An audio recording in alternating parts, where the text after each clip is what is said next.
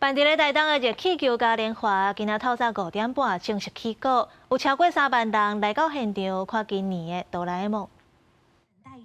透早4点外，天也未光，落野高台大草坪就陆续出现上万的民众，等待第15届台湾国际热气球嘉年华会开幕。5点半的活动正式开幕，台东县府打造全世界第一粒的哆啦 A 梦造型热气球，准时飞上天。对全国各地来的游客拢真欢喜，看到哆啦 A 梦这高水的热气球，牺牲困民是有价值的。我们快要4点半就来了，今天天气也蛮好的。看得到那个热气球，就每年都来。我伫台南市海上风台警报发布进前，部分参加热气球嘉年华会开幕的造型气球是陆续飞上天。官府表示，到8月2日，除了有热气球展演，阁有伫台东县各地8场的热气球光雕秀。今年也增加7个翕相登卡地点，提供民众收集来抽奖。